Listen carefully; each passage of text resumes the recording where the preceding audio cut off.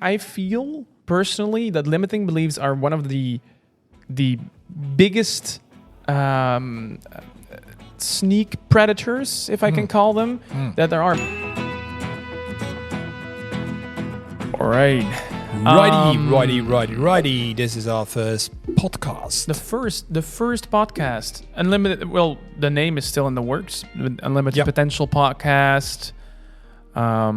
I think is the most suiting name we can pick for this. But we'll see. Maybe we'll change the name at some point. Yeah, but it's obviously about creating a mindset that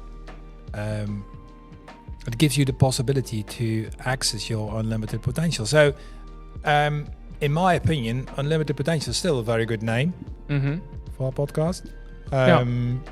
And it's not just a name. It is much more than that. Most people, Rowan, I don't know what your opinion is about that. Maybe that's good to start, though. Maybe it's good to start introducing ourselves. Great initiative. Yeah. This is what happens when we record the first podcast. Yeah. This kind of stuff is going to happen. Cool. Let's go. Okay, you first. My name is Rowen Dekkers. I am the son of my lovely guest on this side, me, Gerard. Yeah, and you have obviously a very, very big background when it comes to both mental health. Obviously, you're a psychologist. Yeah. So you're also the brain behind the theory that we use in unlimited potential and everything we do, think, and. Yeah, it's very interesting that you say this, because everything that is inside my brain, or everything that I've learned in the last 30 years, obviously has been created also by the influence of a lot of other people. So I don't really claim what I know. It is like a collective memory I use in my programs. Right. And, So I'm humble on that side, I must say. So it's not really mine, but but it is your expertise. It's the thing that you you're in the end. You're the one that I'm not the one that's writing the courses and that's thinking of what could be a good strategy to help someone find their unlimited potential. Yeah, that's true. But I searched all kind of different methods and tested it, what worked best, and in my opinion, I'm pretty close. I'm pretty close, I think, to what is really helpful for people to go through, So the accessing or to access your unlimited potential is not for everybody so easy to do, or maybe even normal. Most people go through life just as what occurs in life, and not really. They very much live in the moment. That's what you mean, and also with their mental journey, they still live very much in the moment instead of taking that structure. Is that what you're kind of like? Yeah, it's a little bit like that. Life happens to me, so that's what Peter Sage also emphasizes on. Who's Peter? Yeah, Peter is I really admire him. He's a guy who has developed in the last 20 years. He is a very interesting theory about all kind of personal development. Also been with Tony Robbins, and one of the things he did, he looked at the different levels of consciousness. And I think, this is the first step he identifies is that life sometimes happens to you, and he calls it to me. So it's a state of consciousness where you blame the world, whatever happens to you. Yeah, because a lot of people, I've obviously also listened and read and saw a lot of how do we generally call these kind of people, like Tony Robbins and Peter maybe as well, like I guess inspirational speakers, inspirational writers, philosophers. Maybe a group term for that. No, what I really like about these people that they are obviously very enthusiastic about people. That's one. The other thing is that they use methods to guide people through their own challenges, and that's cool. So you could call them mental enthusiasts. Yeah, something like that. But they also have a method. They also guide people. So it's not just a theory. They also do stuff with people. Mental guys / mental theorists. But the core, what my question was going towards is, you were talking about like people being convinced of the fact that life happens to them. Yeah. And a lot of these mental guides, so to say, I feel all very much try to get the message across that you can turn that around. Yeah. And so that seems like it's something that very much conflicts, because that's 180 difference. It is. Let life happen to you, or try to control your life, or control it. It's not even controlling now, is it? It's not like you control it. No, it's much more about taking charge of your life. So what he calls the second level of consciousness is that life happens by me. So that you take control, that you control back over whatever happens in your life. So a lot of these programs are also designed around creating your own future.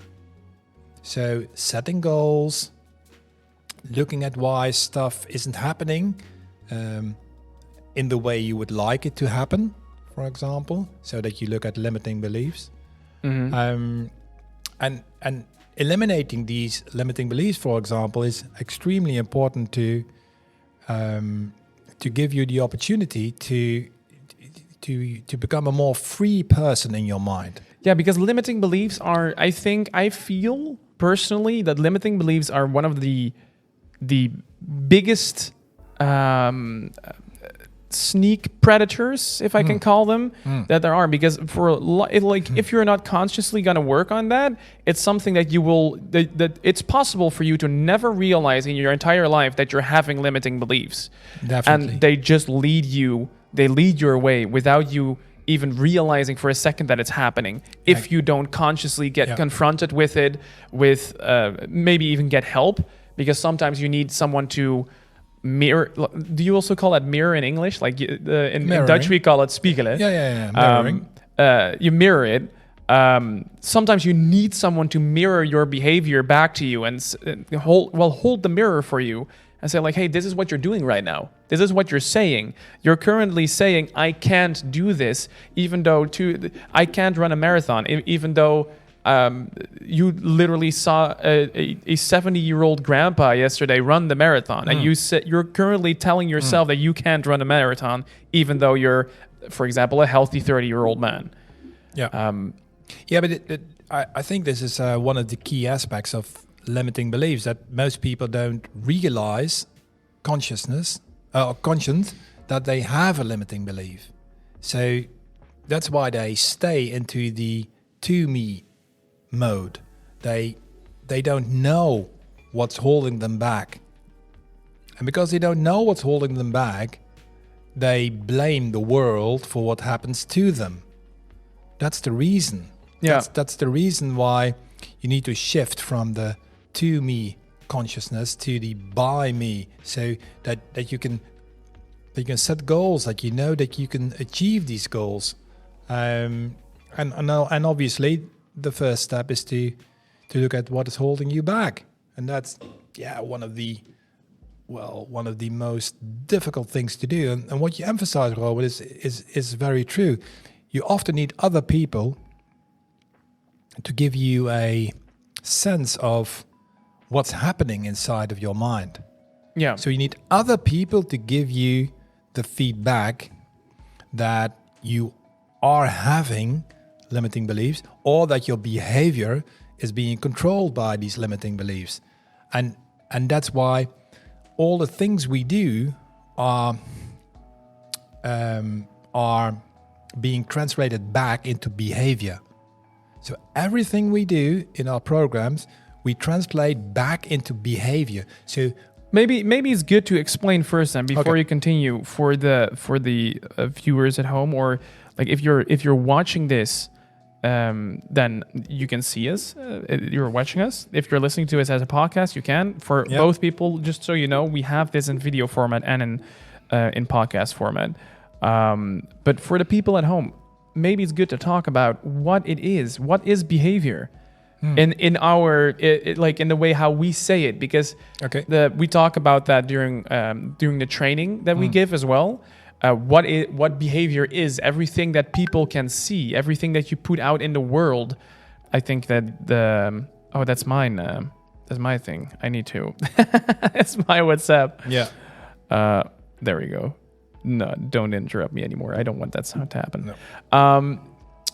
But we talk about that during the training, and we tell people what behavior is in a theory. We let people realize what it is, because behavior is not only the conscious thing you do, and people often don't realize the difference between behavior and certain thoughts they have. Sometimes they think that because they think something, because they think they said something a certain way, or because they think they acted in a certain way, they think that is part of behavior.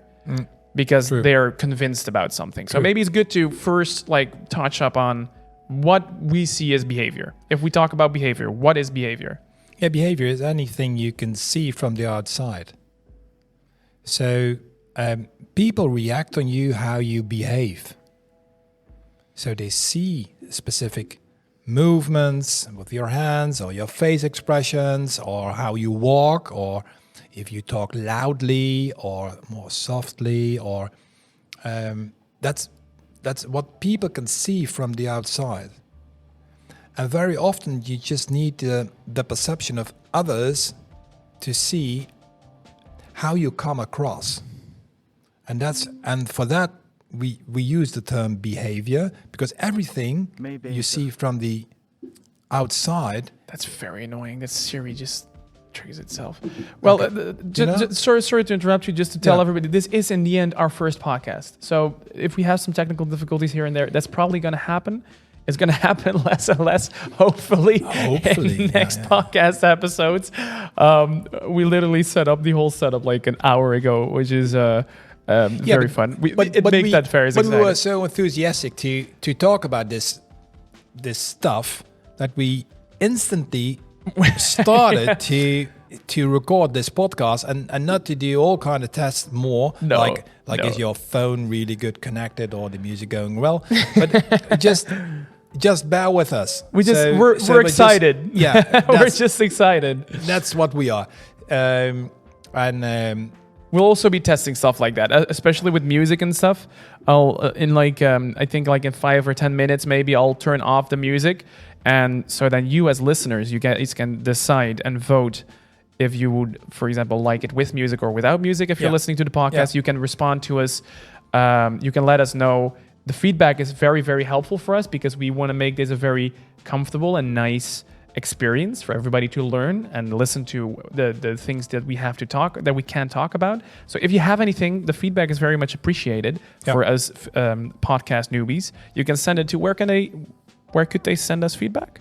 Maybe email, or like if we have a comment section on where you're watching. If you're watching on YouTube, for example, you can put in the comments. But for example, if you're listening on Spotify, where you can easily respond. Yeah, we will put in the text the possibility to give a comment, because we have obviously our website, etc. So, or maybe just send an email is probably easier, or something like that. Yeah. To? Yeah. Let's see. To which email can we let them send it to? Yeah, they can send it to support@mentes.me. Support@mentes.me. So that's support@mentes.me. Yeah, well, we will put the email address also in the text. Of course, in the podcast. I'm not yet aware of all the possibilities that we have with setting up these. No, but we will. Well, for people who are listening podcasts more often, they know that it's not just the audio. It's also, if you look at for example, the Spotify app, you can also see some text below, And sometimes you put links into the text to request an ebook or something. That's also possible to put in the podcast text. Well, we'll definitely be touching up on that in a future episode because obviously we are working on our. We have a program for coaches right now to get coaches certified and learn the essence of coaching, so to say, through the theory that you wrote as well. True. So in the future, we'll definitely dedicate another podcast to talking about what we do there, and maybe we can give people a little bit of insight in what it is. Yeah, and it is. Most people are like from the age of like 30, 35 or something, maybe even before that, but they feel that they are really good at something. Mm-hmm. So they enhance their professionalism on a specific topic or on a specific craft, and they feel that they can benefit, no, other people can benefit from what they learned. So they think about, okay, coaching could be something to do. Maybe that's cool to do, and then I feel really enthusiastic to help others, but I really don't know how to do that. So having skill or insights doesn't make you a good coach yet. So you need to invest in how to activate people on their own challenges. Yeah, you can have a lot of life experience, but that doesn't mean that you can be a good coach. You still need to learn how to utilize that. Yeah. How to let that, like, use that to help people come into action with the things that they need to solve. And obviously, your life experience is not always the answer to someone else's life. No. So it's a lot of things that still need some fundaments to really guide it in the right direction, even though you might have the right potential. That's also, again, why we also call these kind of programs and stuff. It's part of the unlimited potential thing. Yeah. The whole brand. But we'll talk about that in another episode for sure. We'll go a little bit more in depth. But we were talking about the levels of consciousness. Yeah, definitely. So let's get back to that. In the meantime, I'll turn off the music from this point on. So if you guys have any feedback on if you like it or you don't like to have the background music on, feel free to contact us through the comments or through the email address, and we'll put that in the description. Yeah, please. Okay, thanks. So, all right. Yeah, this is very silent now. Yeah, we can make this very awkward, or we can just start talking again. No. That's cool. So what we covered from Peter Sage is the two levels, the to me level, the blame mode. You blame others for what happens to you. And so the second level of consciousness we talked about is the consciousness of by me. And in that consciousness, you take charge again over your life, over the goals you want to achieve. And also you look at limiting beliefs, for example, because otherwise it's very difficult to reach your goals because you're holding back. But sometimes that level of hard work, striving goals, etc., can be tiring. Can be really tiring because every time again you need to put in effort to mold your world and the life around you in the shape you want it to be. And that obviously is a very active, but also can be sometimes a tiring way of constructing your life. And so it kind of feels maybe like you're riding a bike, and you ride say for 500 meters, and riding your bike is a symbol for working on yourself and working on bettering yourself. But then after 500 meters, you stop riding. So then afterwards, when you feel like you need to ride that bike again, you need to accelerate again. You need to do those first pushes again that are very tiring to get up to speed. You need you need to start it up, and that can be very tiring. Even though if you would always ride your bike, you would never stop. But just on a nice level, you have control over it. You never have that moment of that hard moment of acceleration, I guess you could call it. Yeah, you every time again in the by me mode, in the by me consciousness level, you need to put an effort to achieve something. You need to put an effort to achieve something. So what he distinguishes is the third level of consciousness, which is through me. So sometimes, probably everybody has had that sometimes, that you just feel a flow. Things are happening like without putting like direct effort into something. It just happens. It just happens. You're in a different level of consciousness. Like when like random people call you all of a sudden, they're like, "Hey, I heard you do this. Can you help me out with that? How much does it cost if I want to hire you?" And you're like, "Huh? Why? Because I was like pushing it. I was like trying, and I was promoting it, trying to sell my service, and now all of a sudden people are just calling me, and they're like, "Hey, can you help me out?" And you're like, "Yeah." Yeah, and you can't really pinpoint a specific action to what happens there. It's just flow. It's a flow, and it's also it's so hard to identify it. Obviously, to identify what you do to get into that flow. Like how do you? Because I think every single one of us and everybody that's listening, every single one would probably want to get into that kind of flow. Yeah. And they want to, like, if there was a magic trick, I think everybody would have gotten in that kind of flow already, right? Because there's nothing better than things just happening in the right flow. Yeah, well, obviously everybody has their own opinion, that and me also. And I think you need to go through the several levels of consciousness to experience what's happening. For example, when you are in the to me mode, in the blame mode, you need to be conscious about what's happening, because every time in life, maybe again, you fall back into one of the other levels of consciousness. Because something happens, something severe, maybe somebody got really ill, or maybe even, well, not because of your choice, a divorce, or maybe even bankruptcy, or other stuff you happened, and then you sometimes fall back into a different level of consciousness. But you need to be aware, conscious about in what mode you are at that moment of time, and then you can change it, change it. Yeah, because if you realize that you're in the to me mode, and you notice, like, hey, I'm constantly complaining that everything's happening to me, and that everything around me, like the world is shit, and everything's against me, and like, if you realize that you're doing that, you can obviously stop doing it and being like, you know what, I'm just going to be more accepting of what's happening right now, and I'm just going to focus on the things that I do have control over. Exactly. And that will, I guess that will already automatically kind of push you towards that second level of consciousness. Yeah, if you take charge.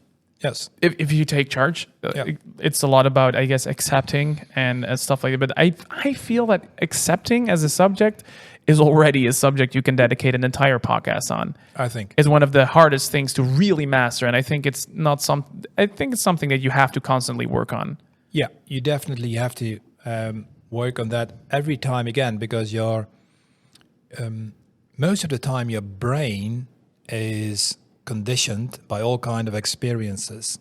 So the way, for example, how you view the world is connected to everything you have experienced in life. You remember, obviously, when we did the training last week.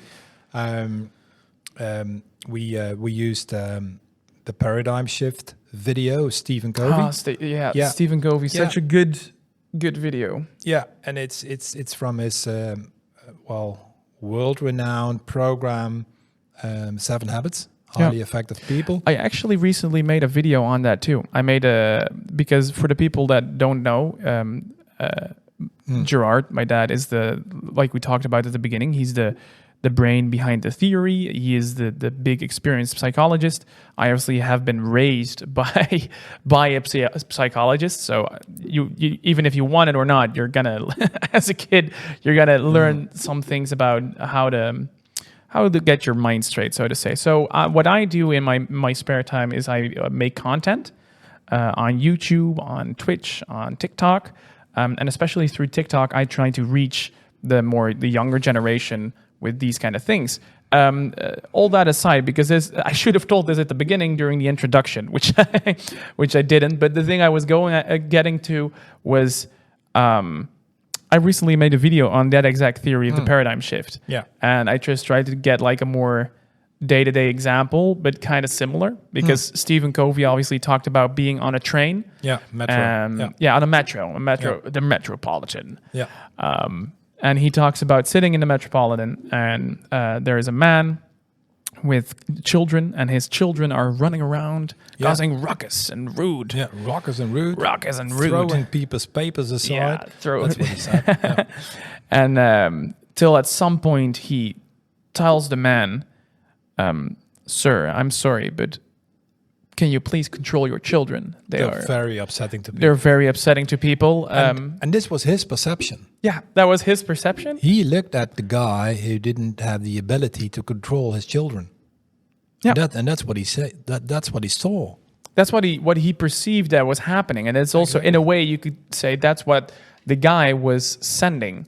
The man with the children, the dad. That's what he was sending. And then the man told Stephen. He said, "Oh well." He looked as Stephen Covey said it nicely in the video. He says the man looked up as if he was come to an awakening. Yeah. And he said like, "Oh yeah, sorry, we just came back from the hospital. Their mother died only an hour ago, and I think this is their way of processing it. They don't really know how to process it, and frankly, I don't either." So all of a sudden, you see that there is a paradigm shift. Exactly. And it's the same. In the example that I made in my TikTok video, I said it as if it was in a supermarket, where someone, because obviously, I think most people have experienced at least once in their life that you're in a supermarket, and all of a sudden somebody just barges through you. You're just standing in an aisle. You're just doing your thing. You're the example I gave, you're feeling every single apple because you want to find the right apple that's hard enough to take home and the perfect one. So you're feeling hundreds of different apples right there to find your perfect apple to take home. And all of a sudden there's this woman that barges through you with her cart, and you're like, what? How can you do this? And you have the same kind of confrontation. So like, hey, sir, you missed. What are you doing? And then they're realizing. But the core essence of it all is that somebody, all of a sudden, by telling them about what the effect is of what they are sending, the effect is of what they're putting into the world,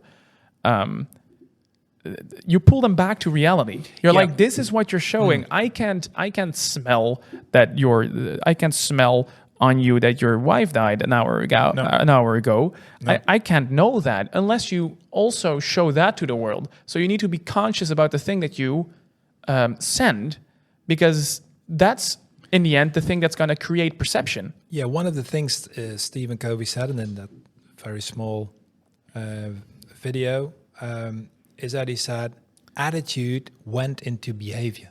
Yes. Yeah. So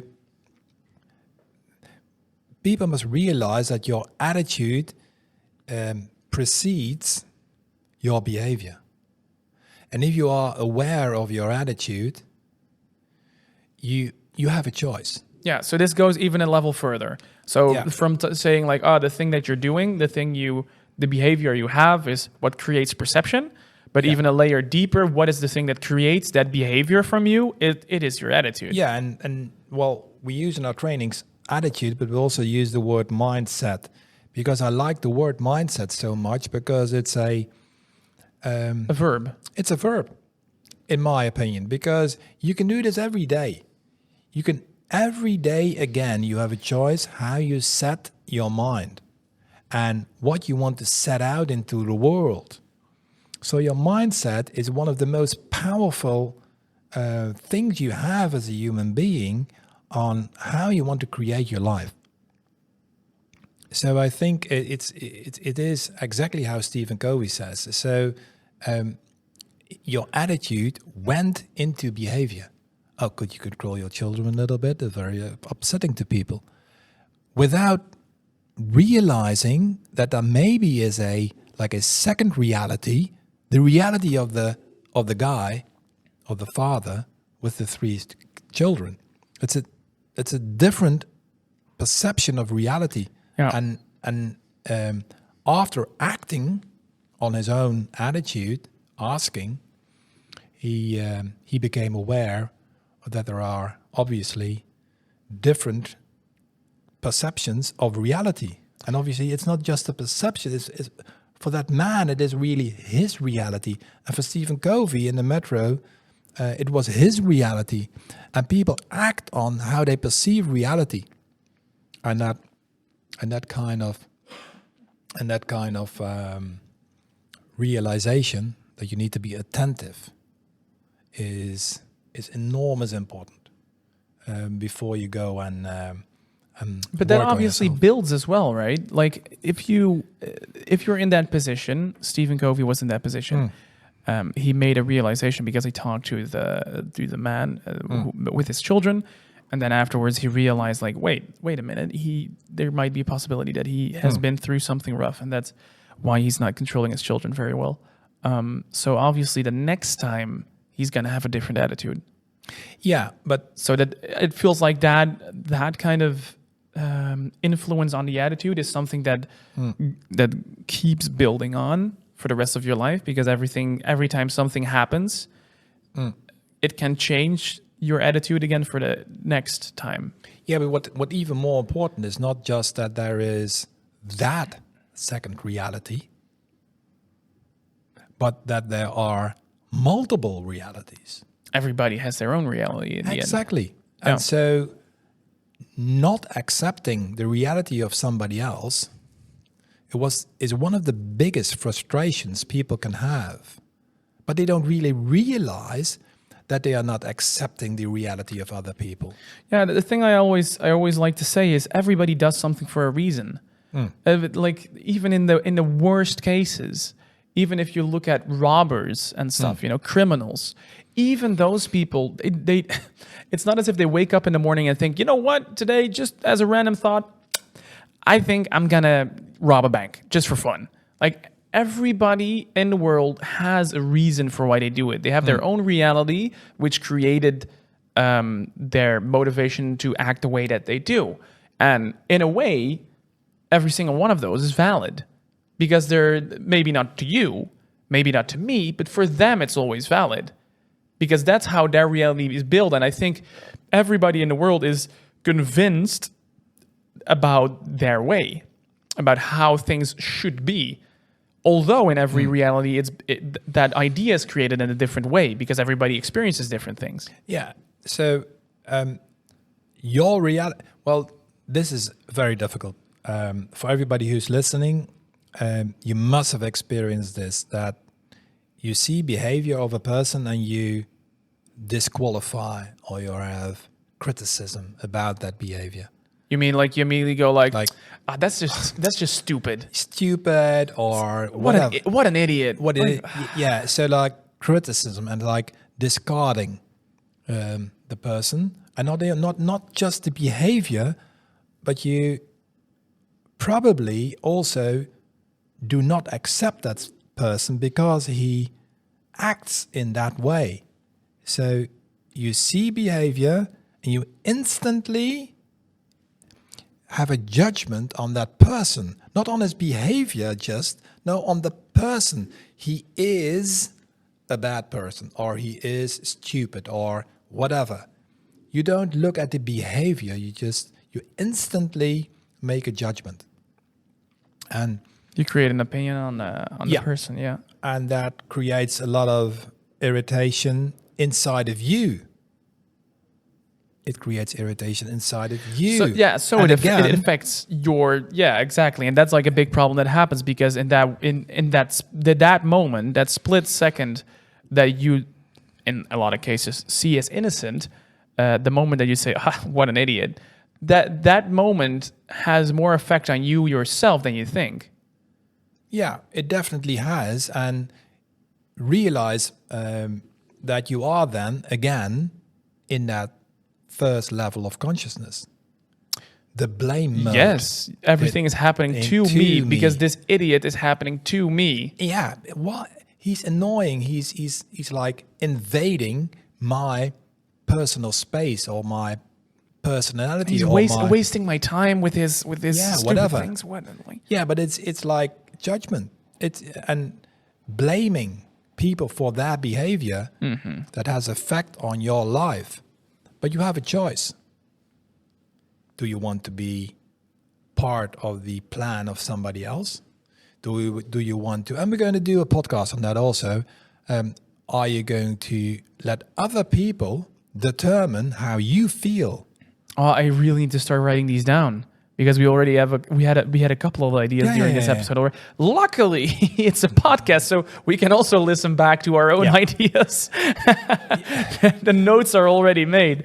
So no worries about forgetting it because I already know that earlier I said something about I was accepting in general that I also would like to make an episode. I think one of the beautiful things we can also do is, at least that's something that I would love to do, is at least invite guests over, for example, especially people that are that already in a way unlock their unlimited potential, successful people, and really dive deep into their past and see what helped them to unlock that potential in them that caused them to get to where they are right now. What helped them in their mindset to really unlock that. Yeah, what's so cool is, Rowen, and obviously probably the listeners or viewers don't know this. We record this podcast in Eindhoven, the south of the Netherlands, and we have a area here which is called Brainport. Where, for example, ASML, one of the biggest companies in the world, is located, and we have an extremely interesting, creative, collective brain here in this area. The Brainport. Yeah, exactly. And it is so cool that we will in the next few podcasts we'll invite people from Brainport to be a guest in this podcast and to I think that could about be amazing, and talk about why they became successful and what they needed to do to overcome. Yeah, and obviously there are a lot of books already on how you become successful. Obviously, you have the 7 Habits of Highly Effective People. You have Think and Grow Rich. Napoleon Hill. Very, very good books, all of them. But I think it's good because we move so insanely fast. In the last 20 years, everything changed so quickly. We have the market, the economy, everything changed so fastly. That I think it's a very good idea if we can have some of those people on the podcast talk about it, and especially look at the mindset part of it all, and really get into how they think and what's the thing that caused them to think in that way. Because in the end, you can, I can tell you, you need to. You remember when you were younger, people would tell you, you need to smile more because if you smile, that's gonna make you more positive. And in a way that is true. Obviously, if you force yourself to smile a certain amount of times a day, it will automatically make you a little bit more happy, which is a tool. It's not the solution. I guess it's a tool. But for the solution, you need to understand the theory behind it. You need to understand what made it, what created it, what nourished it. And I think for that, it would be very good if we're going to talk to a lot of just amazing entrepreneurs, people that... Yeah, we have so many here. And most people just look at entrepreneurs at the moment they are successful. And they have a lot of struggles before that. Some of them go bankrupt with the first idea, or they build on that idea for a second one, and then they try and to make it into a flourishing company. But a lot of people go through the struggles first. Which is also not the essence. Like even there, if you say like this person went through a bankruptcy first with another company, it's not like a mathematical equation. It's not like all right, first I need to get a bankruptcy on one of my companies, then I need to divorce because I have a lot of fights with my partner, and then I'll be successful. We need to obviously talk to those people and see why they got that first bankruptcy, what the effect was of that first bankruptcy. Why that changed their way of thinking, and why that effect was so helpful in their future endeavors. That's the thing that we obviously want to get into, and I think we have a lot of a lot of great resources for that. And in the end, I heard a lot of people say in the past, like, yeah, well, they have it easy. They're already successful. No. Yeah, but Yeah. the fact that, and that's something we should never forget, the fact that someone is successful proves it. It does prove certain theories. It is. If, Definitely. Like something that failed is never, it doesn't prove that something works. That's also why it's so, I normally try to avoid the word toxic, but I guess in this way, for a lack of better wording, I'll still use it.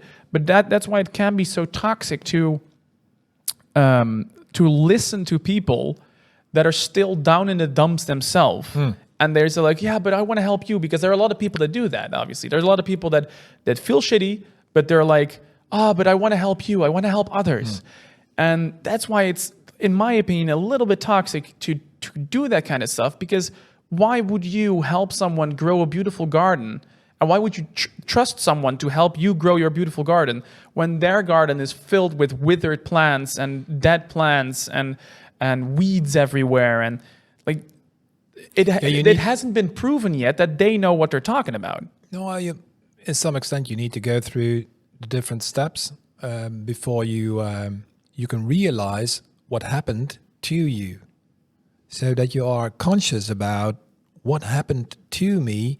Are one of the life lessons I take with me to go through the by me attitude, or by preference, the through me. The through me, yeah. Attitude.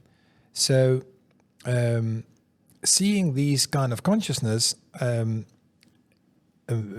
like real sharp for yourself, like being really attentive of where you are in life, is one of the most important aspects of personal development. Yeah. So you need to be aware of where you are before you can take action.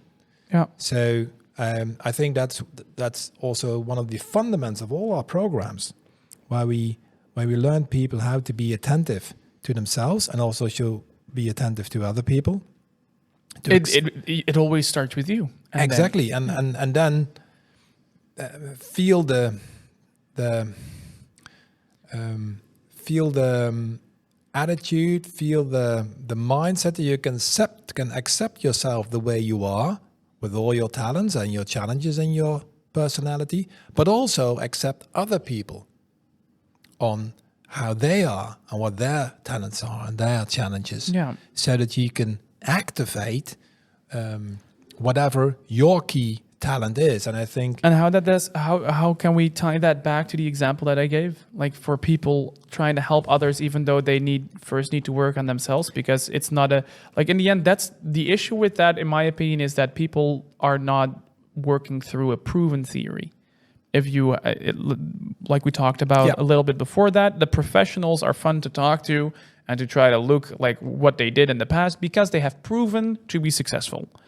If somebody that is still down in the dumps themselves has not proven yet that what they will give you as advice will work, because they're still down in the dumps. If it would have worked, they would have helped themselves maybe already as well. How does that theory tie back to that?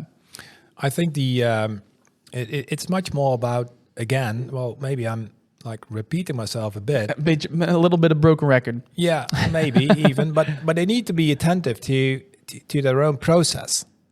If they are really attentive to their own process, then they would have had an achievement related to the struggles they had in the past.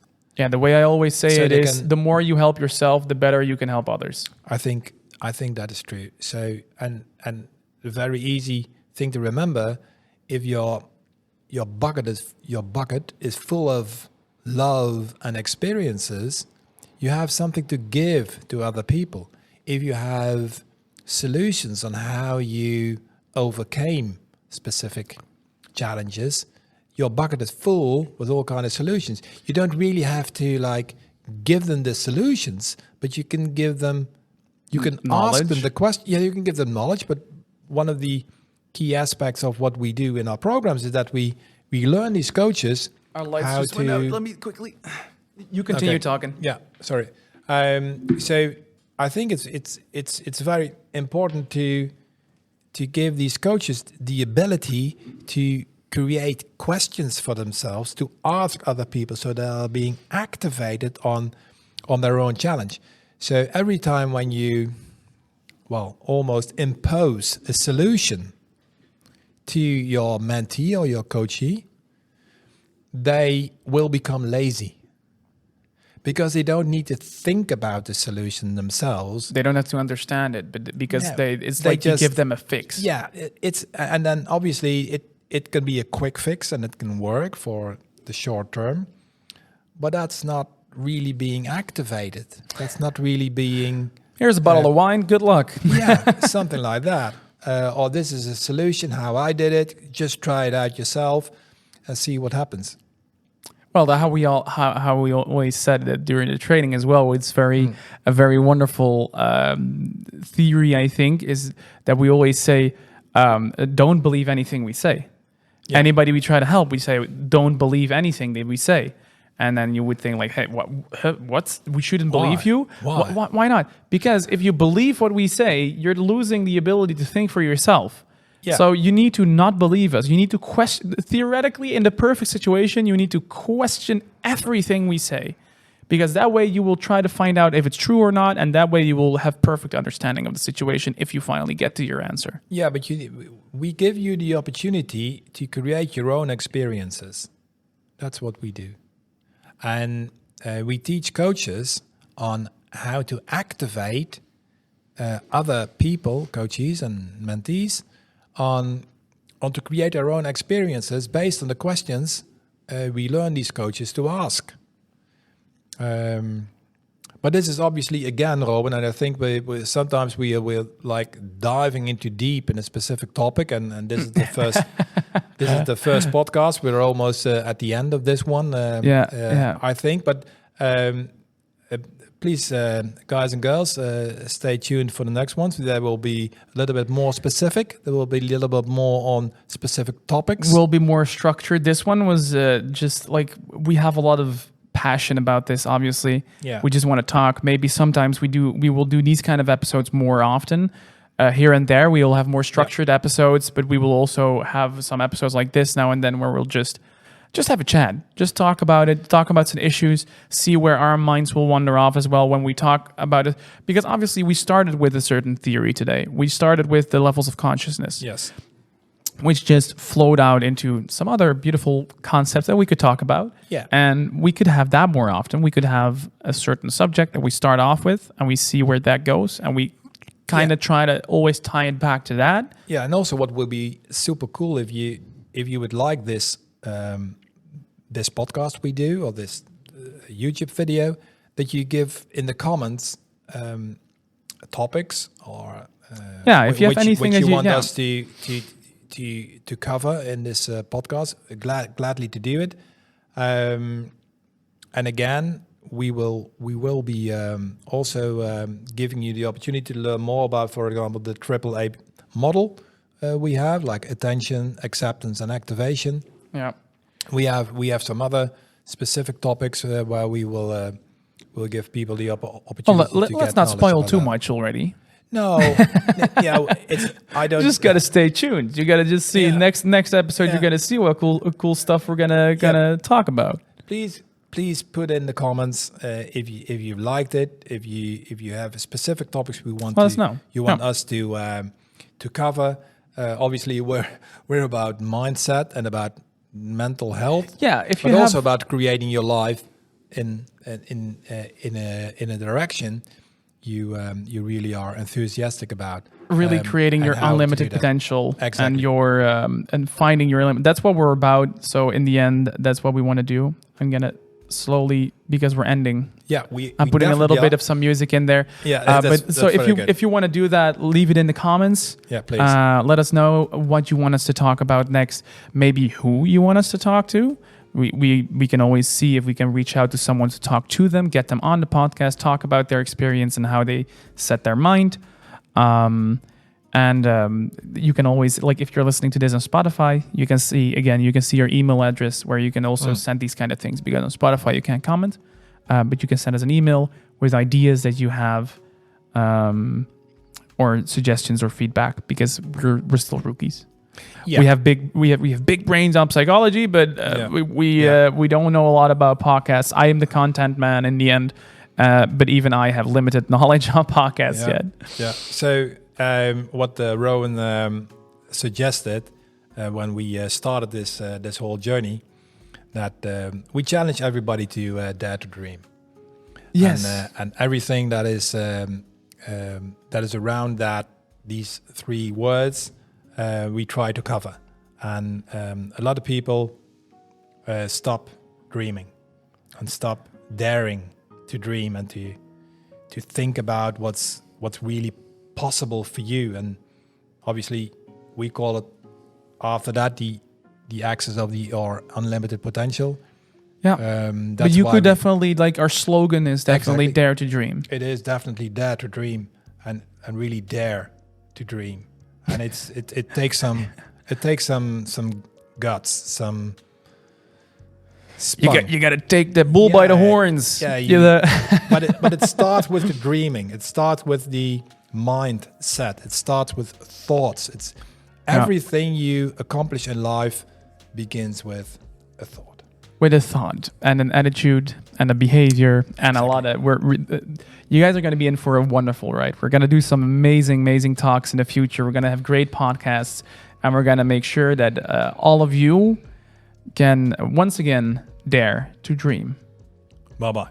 If you like this episode, feel free to leave a like on the video or even subscribe to the YouTube channel. And if you want to listen to more of our podcasts, you can follow us on Spotify and Apple Podcasts. Thank you all for listening, and see you on the next episode of the Unlimited Potential Podcast.